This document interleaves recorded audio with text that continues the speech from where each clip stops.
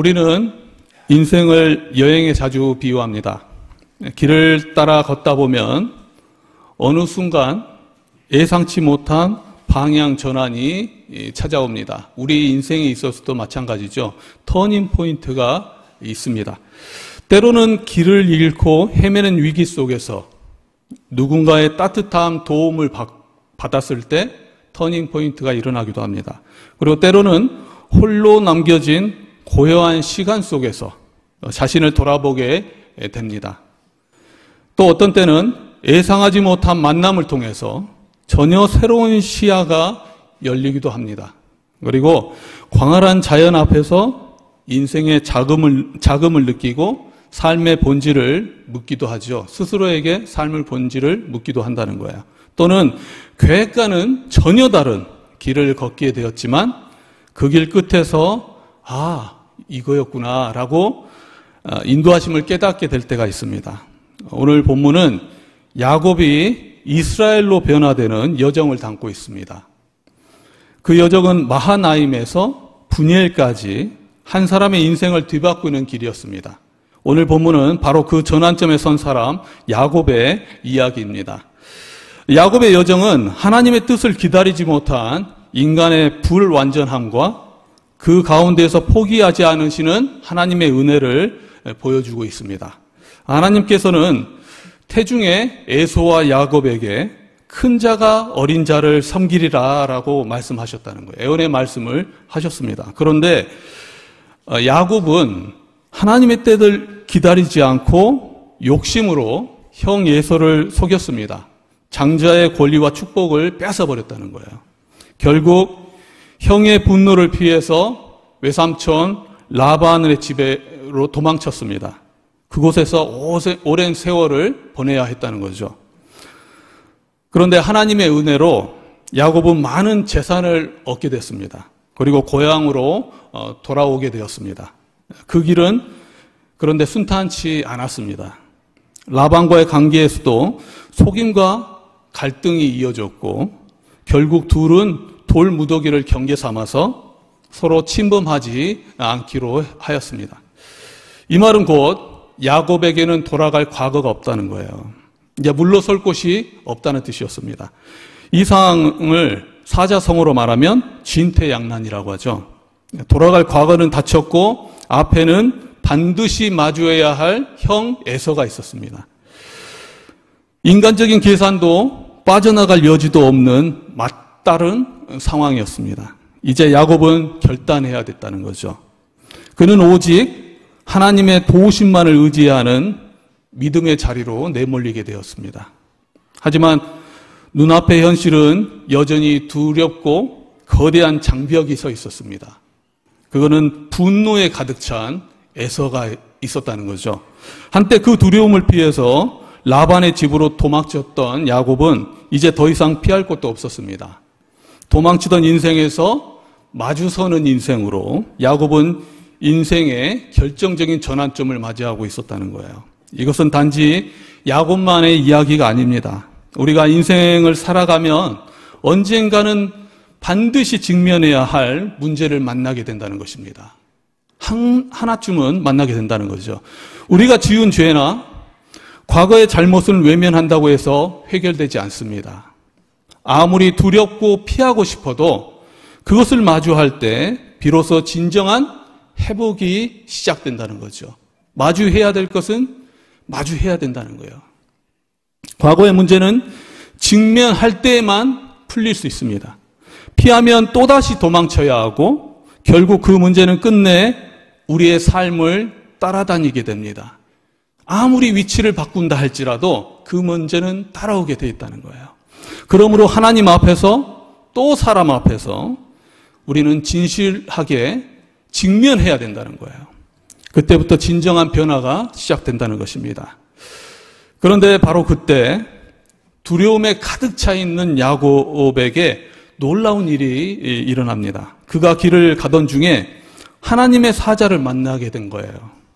두려움과 불안 속에 있던 야곱과 그의 가족에게 하나님께서 친히 찾아오신 것입니다. 야곱은 그 광경을 보고 하나님의 군대다! 라고 외칩니다. 그리고 하나님의 보호하심을 실감하게 됩니다. 자신의 힘이 아닌 하나님의 도우심으로 이 여정을 감당해야 됐다는 것을 깨닫게 됐다는 거예요. 아마도 수많은 하나님의 사자들이 그의 앞에 섰기 때문에 그 모습 마치 정렬을 갖춘 군대처럼 보였을 것입니다. 하나님께서는 지금 극심한 두려움과 정말 위기 앞에 서 있는 야곱에게 당신의 임재와 보호하심을 분명하게 드러내는 그러한 모습이었다는 거예요. 이는 야곱에게 주신 하나님의 메시지와도 같았습니다. 이제 너는 혼자가 아니다. 그리고 내가 너와 함께 할 것이다. 그리고 너를 위해 싸우겠다라고 주신 말씀과 같았다는 거예요. 두려운 밤에 임하신 하나님의 군대는 야곱에게 큰 위로가 되었습니다. 야곱은 그곳을 마하나임이라 그렇게 불렀습니다. 마하나임이란 이름은 본래 하나님의 군대란 뜻인데 그것을 직역하면 두 진영이라는 뜻입니다. 이 말은 앞뒤로 진을 치고 있는 곧 앞에서 호위하고 또 뒤에서 막아주는 군대의 배치를 뜻합니다. 야곱의 상황을 보면 정확히 그와 같다는 거죠. 그는 지금 앞뒤로 막힌 절명의 위기, 그런 위기 속에 놓여 있다는 거예요. 뒤로는 라반과의 경계가 가로막고 있고 앞으로는 분노에 찬 형 에서가 서 있었다는 거예요. 도망갈 곳도 없고 숨을 곳도 없는 순간 하나님께서는 야곱에게 내가 너와 함께하겠다. 하나님의 군대를 보여주면서 그렇게 했다는 거예요. 하나님의 당신의 군대로 그 앞과 뒤를 막아주시면서 완전한 보호를 약속하신 것입니다. 그 사실은 야곱에게 큰 마음의 안정을 주었을 것입니다. 하나님은 한 사람의 흔들리는 마음을 안정시킬 수 있는 분이십니다. 그분의 임재는 우리의 두려움을 몰아내고 우리를 다시 일으켜 세워주십니다. 하나님의 위로와 임재를 경험한 야곱은 어느 정도 담대함을 얻게 되었을 것입니다. 그리고 앞으로 한 발 한 발 나아가게 되었다는 거예요. 과거에 라반을 떠날 때는 아무 말 없이 몰래 도망쳤지만 이번에는 달랐습니다. 야곱은 에서에게 자신의 소식을 직접 알립니다. 그리고 용서를 구하려 오고 종을 보냈다는 거죠. 야곱은 내 주께 은혜를 입기를 원하나이다 하며 겸손히 형에게 나아갑니다. 그리고 야곱은 하나님 안에서 어느 정도 안정을 찾은 듯이 보였습니다. 그런데 돌아온 종의 말은 아주 충격적이었습니다. 에서가 400명을 이끌고 오고 있습니다. 생각해 보십시오. 단순한 화해를 위해 오는 것이라면 혼자 오거나 아마 몇 사람만 데리고 왔을 것입니다. 그런데 무려 400명이에요. 400명 군사와 같은 사람들을 데리고 오고 있는 거야. 이거는 누가 봐도 형제의 만남이 아니라 전쟁을 준비하는 사람처럼 보였습니다. 야곱의 입장에서 볼 때는 이것은 분명히 자신을 잡으러 온 것이라고 생각했습니다. 그렇게 담대함을 가지고 있던 야곱은 이때부터 또 흔들리기 시작합니다. 하나님의 위로로 담대함을 얻었지만 현실 앞에서 믿음은 또다시 시험대에 오르기 시작한 거예요. 하나님께서는 야곱에게 분명히 보여주셨습니다. 하나님의 군대를 보내어서 앞뒤로 호위하게 하셨고 마하나임이라는 이름을 통해서 그분의 동행과 보호를 확실히 알게 해주셨습니다. 이는 하나님이 함께 하시며 모든 상황을 알고 계시다는 분명한 확신이었습니다. 그런데 현실적인 위협이 다가오자 야곱 마음은 또다시 흔들리기 시작한 거예요. 믿음으로 담대해졌던 그 마음 속에 두려움이 서서히 또 찾아오기 시작한 거예요. 이 모습은 바로 오늘 우리의 모습과도 같습니다. 예배 가운데 말씀을 통해서 기도를 통해서 때로는 우리는 기적 같은 간증을 통해 또 하나님과 함께 하신다는 것을 우리는 알고 있습니다. 분명히 우리는 확신하면서 경험하면서 살아갑니다. 그러나 막상 삶의 문제, 재정적인 어려움, 건강의 위기, 인간관계의 갈등, 미래에 대한 불안, 이러한 것들이 눈앞에 닥치면 우리는 여전히 흔들리기 시작합니다. 그리고 인간적인 방법을 쓰고 또 믿음이 흔들리는 거예요. 분명 하나님이 계신 줄 알면서도 당장의 현실 앞에 무너지고 맙니다. 믿음의 자리에서 담대했던 마음이 일상의 걱정과 두려움에 눌려서 다시 뒷걸음치기 시작하는 거예요. 창세기 32장 7절을 보면 야곱의 심정이 나옵니다. 야곱이 심히 두렵고 답답하여 그는 극도의 불안과 압박 속에서 또 꾀를 쓰기 시작합니다. 함께한 사람들과 가축을 두 무리로 나눈 거예요. 혹시 에서가 한 무리를 치더라도 나머지 한 무리는 피하게 하려는 방편이었습니다. 야곱의 이 행동은 그의 인간적인 연약함을 보여주고 있다는 거예요. 그런데 이 연약한 모습이 바로 우리의 모습이라는 거죠. 하나님의 약속을 믿으면서도 동시에 인간적인 방법으로 상황을 대비하는 모습. 그게 우리의 현실에 우리와 아주 닮아 있는 모습이라는 거예요. 그런데 우리는 꼭 기억해야 합니다. 우리가 하나님께 순종하며 믿음의 길을 걸어갈 때 사탄은 시험과 두려움, 방해와 유혹으로 반드시 우리를 흔들려 한다는 사실입니다. 그때 우리가 해야 할 일은 단 한 가지, 바로 기도라는 거죠. 야곱도 하나님의 약속의 말씀을 붙들고 기도했습니다. 자신의 두려움을 감추지 않고 하나님 앞에 솔직히 아뢰며 도움을 구했다는 거예요. 마찬가지로 우리도 믿음이 흔들릴 때, 상황이 두려울 때 우리는 하나님의 말씀을 붙들고 기도해야 된다는 당연한 사실이라는 거죠. 하나님은 자신의 약속을 결코 잊지 않으시면서 반드시 이루시고 성취하신 분이시라는 거예요. 우리는 그 믿음을 가지고 기도해야 된다는 거예요. 9절의 말씀을 보겠습니다. 야곱이 또 이르되 내 조부 아브라함의 하나님, 내 아버지 이삭의 하나님 여호와여, 주께서 전에 내게 명하시기를 내 고향 내 족속에게로 돌아가라, 내가 내게 은혜를 베풀리라 하셨나이다. 그리고 우리는 고백해야 합니다.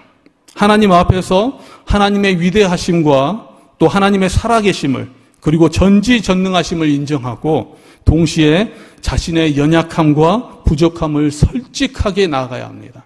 그러면 그 위에, 그 고백 위에 하나님께서 은혜를 임하여 주실 줄 믿습니다. 그런데 여러분, 정말 중요한 질문은 여기서부터 시작됩니다. 야곱이 거부가 되었고 형 에서를 만나 화해까지 했다면 야곱의 인생의 모든 문제가 해결되었을까? 우리는 한번 생각해 봤으면 좋겠습니다. 우리도 문제 앞에서 간절히 기도하고 하나님께서 응답해 주시면은 물질적인 축복을 받거나 관계의 회복이 일어날 수도 있습니다. 남들이 보기에도 순조로운 삶을 살아가고 있는 것처럼 보일 수 있습니다. 복받은 인생처럼 살아갈 수 있다는 거예요. 그러나 중요한 것은 그 자체가 진정한 회복의 전부는 아니라는 것입니다. 오늘 말씀은 그렇게 우리들에게 알려주고 있습니다. 야곱은 에서를 만나기 전에 반드시 넘어야 할 더 깊은 문제가 있었습니다. 그게 무엇이었을까요? 그게 무엇이었을까요? 바로 하나님과의 대면이었다는 거예요. 그분 앞에서 자신의 본 모습을 드러내고 진정으로 깨어지고 변화되는 경험이었습니다. 우리는 그걸 알아야 합니다. 하나님과의 씨름 없이는 진정한 내면의 변화와 정체성의 회복은 일어날 수 없습니다. 그리고 우리의 근본적인 문제는 해결될 수 없다는 거죠.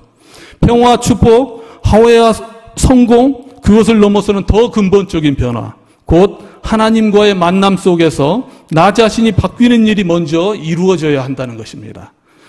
우리의 인생의 많은 문제는 하나님의 관계가 바로 설 때 비로소 해결의 실마리가 보이기 시작합니다.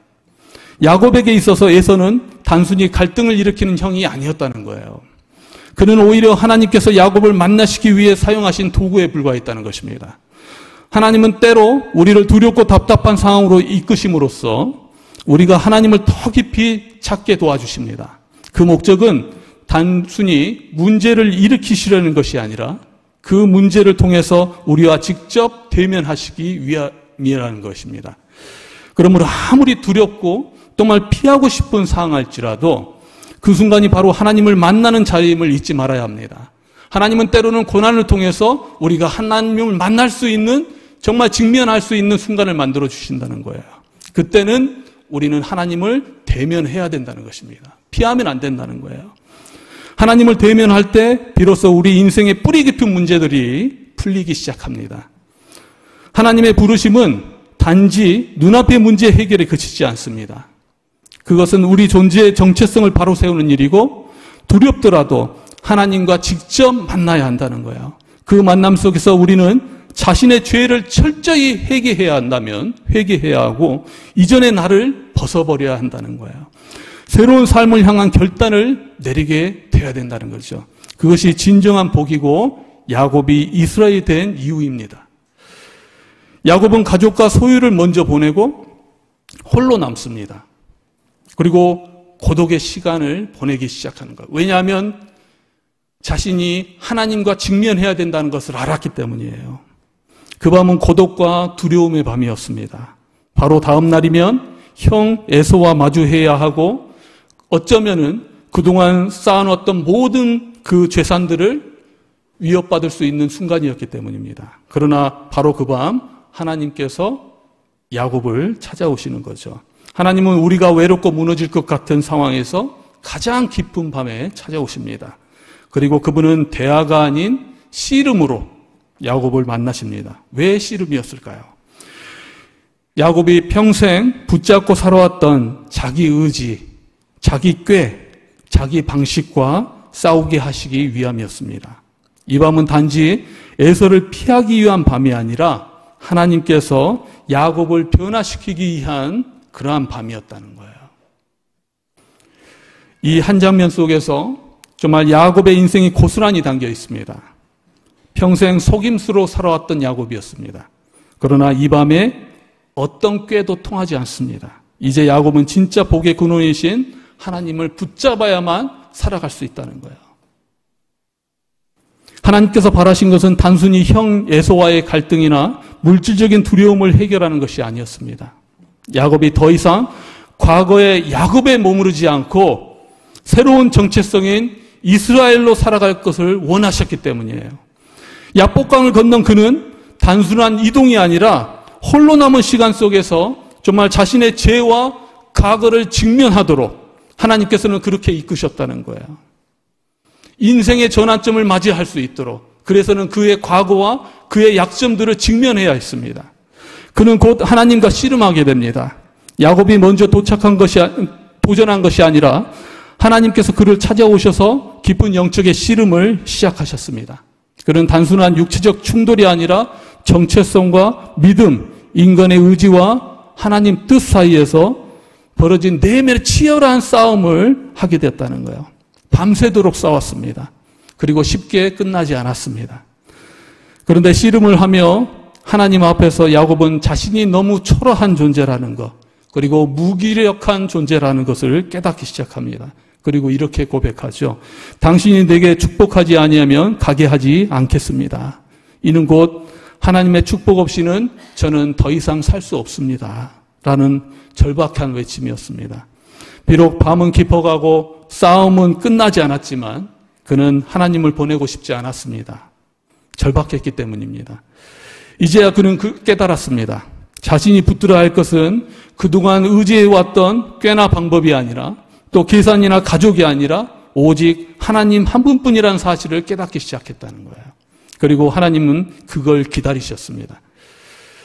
야곱은 필사적으로 매달렸고 결국 환도뼈가 부러지면서도 씨름을 계속했습니다. 축복을 받기 전에는 그분을 보낼 수 없다는 절박함, 죽기 살기로 매달릴 수밖에 없는 인생의 진실. 바로 그 순간 그는 비로소 자신의 진짜 모습을 바라보기 시작했습니다. 하나님은 그와 씨름을 하시고 그를 통해서 그에게 깨달음을 주셨다는 거예요. 그런데 우리에게도 이와 같은 순간이 필요합니다. 내가 지고 있던 모든 것을 내려놓고 하나님 한 분만을 붙잡는 그 절박한 갈망, 진정한 변화는 그 자리에서 시작되는 것입니다. 그리고 그 갈급함은 우리를 철저히 하나님께 매달리는 자리로 이끌어갑니다. 하나님에게 씨름하듯이 정말 기도로 말씀으로 철저하게 나아가야 된다는 거죠. 간절함으로 나아가야 된다는 것이죠. 그 갈급한 마음을 보시고 하나님께서는 그 싸움을 통해서 진짜 복을 주시기 위한 준비를 하시기 시작하신 것입니다. 그러므로 사랑하는 여러분, 우리가 인생의 문제 앞에 설 때 그 문제만 바라볼 것이 아닙니다. 그 문제를 통해서 하나님께서 내게 무엇을 깨닫게 하시려는지, 그리고 그 상황을 통해서 하나님이 나를 어디로 이끄시려는지 그 싸움의 이면에 숨겨진 하나님의 목적과 뜻을 묵상하며 나아가는 저와 여러분 되시기를 소망합니다. 성경에 나오는 한나는 오랫동안 자녀가 없어서 깊은 고통을 겪었습니다. 그리고 기도했습니다. 그리고 어느 날 그녀는 깨달음을 얻게 되었어요. 그녀는 하나님께 간절히 기도하며 아들을 주시면 그를 하나님께 바치겠다고 서원합니다. 이는 단순한 바람을 넘어서 하나님의 뜻을 바라보는 기도였고 자신의 인생이 하나님의 뜻에 어떻게 쓰임받을지를 고백하는 것이었습니다. 결국 하나님은 그 기도를 들으시고 그녀에게 사무엘을 주셨고 한나는 약속대로 사무엘을 하나님께 드렸습니다. 이처럼 하나님은 단지 우리의 필요를 채우시는 분이 아니라 문제 앞에 두고 하나님의 뜻과 사명을 깨닫게 하시는 분이라는 거예요. 그래서 우리는 어떠한 문제를 두고 하나님과 정면으로 직면해야 합니다. 우리의 기도도 이와 같아야 합니다. 단지 눈앞의 문제 해결에 머무는 것이 아니라 그 문제를 통해서 하나님의 뜻을 구하고 나의 존재와 사명 그리고 하나님께서 나를 부르신 의미를 깊이 돌아보는 것, 그것이 하나님과 진실되게 씨름하는 신앙입니다. 얼마나 간절히 하나님을 붙들었을까요? 야곱은 허벅지 관절이 어긋나는 고통 속에서도 끝까지 놓지 않았습니다. 간절함으로 붙잡았다는 거예요. 하나님 없이는 살 수 없다는 절박한 고백이 터져 나올 때까지 그는 자신의 고집과 두려움 그리고 과거와 씨름하듯이 깊은 내면의 밤을 지나했습니다. 그리고 마침내 치열한 밤이 끝나고 나서 그는 이스라엘이라는 새로운 이름을 얻게 되었습니다. 오늘 27절부터 30절까지의 말씀을 다 같이 읽어보겠습니다. 시작. 그 사람이 그에게 이르되 내 이름이 무엇이냐? 그가 이르되 야곱이니이다. 그가 이르되 내 이름을 다시는 야곱이라 부를 것이 아니요 이스라엘이라 부를 것이니 이는 내가 하나님과 및 사람들과 겨루어 이겼음이니라. 아멘. 그리고 계속해서 읽겠습니다. 야곱이 청하여 이르되 당신의 이름을 알려주소서. 그 사람이 이르되 어찌하여 내 이름을 묻느냐 하고 거기서 야곱에게 축복한지라. 그러므로 야곱이 그곳 이름을 분이엘이라 하였으니 그가 이르기를 내가 하나님과 대면하여 보았으나 내 생명이 보존되었다 함이더라. 이러한 축복이 여러분에게도 임하기를 원합니다. 하나님은 야곱에게 묻습니다. 내 이름이 무엇이냐? 이는 단순한 질문이 아니었습니다. 그에 대해서, 그의 정체성에 대해서, 그 과거의 정체성에 대해서 묻는 질문이었습니다. 야곱이란 이름은 속이는 자, 발꿈치를 잡는 자라는 뜻을 가지고 있습니다. 자신의 이름을 말하는 것은 곧 자신의 과거를 고백하는 것이고 민낯을 인정하는 것입니다. 그 고백 위에 하나님께서는 새로운 이름을 주십니다. 내 이름을 다시는 야곱이라 부르지 않을 것이요 이스라엘이라 부를 것이다. 이스라엘은 하나님과 겨루어 이긴 자, 하나님과 함께 싸우는 자라는 뜻입니다. 이는 단순한 싸움에서 이겼다는 의미가 아니라 하나님께 붙들리고 그분 앞에서 꺾인 자라는 뜻입니다. 이제 야곱은 자기 깨와 힘이 아니라 하나님의 은혜로 살아가는 사람이 되었다는 거예요. 자기 힘으로 사는 자가 아니라 이제는 하나님의 힘으로 살아가는 자가 되었다는 것입니다. 기억하십시오. 우리는 이러한 축복을 받은 자입니다. 우리의 힘으로 살아가는 사람들이 아니라 이스라엘은 정말 영적인 이스라엘이 되어서 하나님의 은혜로 살아가는 사람들입니다. 야곱이 예전에 그랬던 것처럼 자신의 힘과 꾀와 방법으로 살아가는 것이 아니라 이제는 하나님의 힘으로 살아가는 사람들이라는 거예요. 우리 그리스도는 얄팍한 자기 힘이 아니라 하나님이 이끄시는 인생이라는 뜻입니다. 이스라엘이 됐다는 것은 아무리 삶의 조건이 좋아 보여도 하나님 없이는 살 수 없다는 사실을 깨닫고 그 진리를 따라 살아간다는 것을 의미합니다. 언제나 그 사실을 인정하고 하나님께 묻고 의지하는 삶이라는 거예요. 그래서 진정한 이스라엘은 삶의 조건보다 하나님의 관계를 더 소중히 여기는 사람들입니다. 겉으로는 모든 것이 완벽해 보여도 먼저 영적인 것을 추구하면서 살아가는 사람들이라는 거예요. 구원의 관점에서 본다면 우리는 예수님을 만남으로 전혀 다른 존재가 되었습니다. 그러므로 날마다 그 구원의 절박함과 또 감격을 잊지 않고 살아가야 한다는 거예요. 하나님의 은혜를 바라면서 날마다 기도하면서 찬양하면서 말씀으로 살아가는 사람들이에요. 반대로 삶의 조건이 부족하고 연약해 보일지라도 하나님이 함께 하신다는 믿음으로 살아가는 것, 그것이야말로 진짜 이스라엘이라는 삶이라는 것입니다. 사랑하는 성도 여러분, 지금 여러분은 무엇과 씨름하고 계십니까? 우리는 살아가면서 삶의 위기 앞에, 그리고 삶의 문제 앞에 설 때가 있습니다. 삶의 위기 앞에서 외로움과 두려움 속에서 정말 야곱처럼 밤새 고민하고 계십니까? 그리고 그 문제만 붙들고 힘겨워하고 있습니까? 그러나 우리는 그 문제 전에 먼저 하나님을 만나야 된다는 거예요. 모든 해결책인 하나님을 우리는 잊지 말아야 한다는 것입니다. 하나님은 어두운 밤에도 찾아오시는 분이십니다. 하나님과의 씨름을 피하지 말아야 합니다. 문제 앞에 오히려 그분을 꼭 붙들어야 합니다. 그리고 과거의 이름이 아닌 하나님이 주시는 새로운 이름으로 우리는 살아가야 된다는 거예요. 그게 뭐겠습니까? 그것은 우리의 방법이 아니라 하나님의 방법으로, 하나님의 말씀으로 살아가는 인생이라는 거예요. 하나님께서 야곱과 씨름하셨듯이 지금도 주님은 우리 각자와 깊이 만나기를 원하신다는 거예요. 그 만남은 죄를 이길 힘과 넘치는 은혜를 경험하게 합니다. 그리고 그로 인한 믿음은 우리를 교만이 아닌 겸손으로, 그리고 방종이 아닌 참된 자유로 이끌어줍니다. 결론적으로 예수 안에서 우리는 영적인 이스라엘로 새롭게 빚어간다는 것입니다. 그렇게 하나님과 씨름한 야곱은 완전히 달라졌습니다. 더 이상 자신의 꾀나 힘으로 살려 하지 않고 하나님께 붙들린 사람으로 변화된 것입니다. 그리고 그 변화는 곧바로 현실 속에서 시험을 받게 됩니다. 바로 형 에서를 만나야 했다는 거예요. 야곱은 두려웠습니다. 그러나 피하지 않았습니다. 이젠 야곱이 아니라 하나님이 규정해 주신 이스라엘이기 때문입니다.